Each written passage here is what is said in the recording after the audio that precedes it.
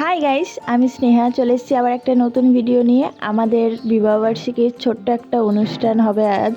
তো সবাই কি করছে সেটা তোমাদেরকে দেখাই, তো চলো দেখে নাও। তো এখানে বাইরে সবাই রান্নার জোগাড় করছিল এখানে, আর এখানে কাকা আলু কাটছিল, তারপরে এখানে বুনি গাজর ক্যাপসিকাম এইসব কাটাকুটি করছিল। সবজি তো কাটছিল, তার সাথে সাথে সবার পেছনে লেগেও বেড়াচ্ছিল। ওর এই কাজ ছাড়া কোনো কাজ নেই। সেই কথা বলতে বলতে আর এদিকে দেখো আমাকে, আমি তো শুধু ঘুরে বেড়াচ্ছি, আমার কোনো কাজ নেই, আমাকে মা কোনো কাজ দেয়নি। যাই হোক, আমি সাজানোর জন্য বেলুনও ফোলাতে শুরু করে দিই, তারপরে আমার সাথে এটা হয়ে যায়, বেলুন উড়ে পালায় ফোলাতে ফোলাতে।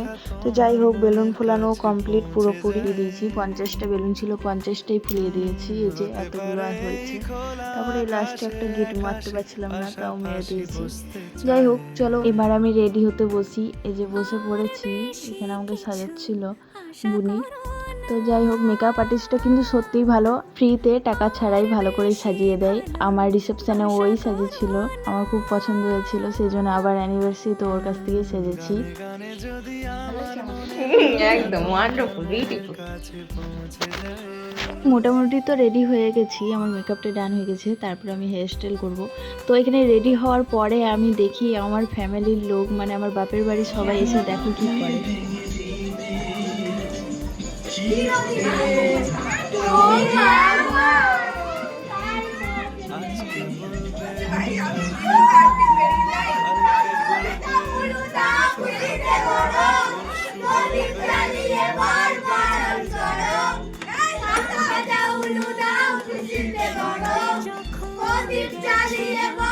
যাই হোক, এই সারপ্রাইজটা পেয়ে তো আমি পুরো শকড হয়ে গেছি, আমি বুঝতেই পারলাম না যে এটা কি হয়ে গেল।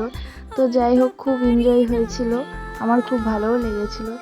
তারপরে এখানে আমার কেকটাও চলে এসেছে, ডেকোরেশনটা সত্যি বলছি খুব ভালো হয়েছিল। তো তারপরে এখানে আমরা কেক কাটা শুরু করে দিয়েছিলাম, আর কেক কাটতে কাটতে বলছিলাম অনেক ঝগড়া করেছি, মারামারি করেছি, একটা বছর পার করে দিয়েছি ঝগড়াঝাটি করে।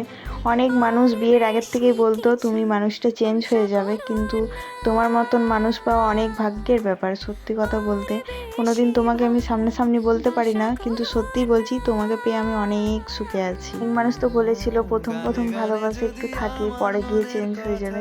তো যাই হোক, মানুষকে কি বললো আমার জানার দরকার নেই, কিন্তু তুমি সবসময় আমার পাশে থেকো, তাহলেই হবে। আমার বর আমাকে গিফট দিয়েছে, সেটাই আমি খুলে দেখছিলাম। তো চলো তোমরাও দেখে নাও, তোমরা তো আমার রিয়াকশন দেখে বুঝতেই পারছো আমি কতটা খুশি হয়েছি। আর এই নুপুরের ডিজাইনটা আমার অনেক দিনের পছন্দ ছিল, তাই আমি সত্যি বলছি আমার খুব ভালো লেগেছে এটা। কেক কাটিং এর পরে সবার সাথে একটু ফটো তুলে নিয়েছিলাম। তো এই যে ফটো তোলা কমপ্লিট করে খেতে বসে পড়েছিলাম। তারপরে খাওয়ার পরে আমরা রেডি হয়ে চলে যাচ্ছিলাম আমাদের মাঠে মাদেরকে নিয়ে ঘুরতে। তো এই যে আমরা সবাই গল্প করে করে টুকটুক করে যাচ্ছিলাম মাঠের দিকে, বেশ ভালোই লাগছিল সবার সঙ্গে মাঠে যেতে। তো আমাদের মাঠে প্রচুর সবজি হয়েছে, সেগুলো দেখেই খুব ভালো লাগছিল। তারপর দেখো এখানে সবাই মিলে পেঁয়াজ কলি, মটরশুঁটি, পালং শাক সবকিছু তোলাতুলি করছিল। তো যাই হোক, দেখে খুব ভালোই লাগছিল। আর তারপর দেখো এখানে সবাই পালং শাক তুলতে তুলতে গল্প করছিল। এরপর আর কিছু ক্লিপ নেওয়া হয়নি, ফটোগুলো দেখে নাও তোমরা। শুধু ভুলে গেছি দিন গোনা, তুমি কেন কিছু বুঝছো না।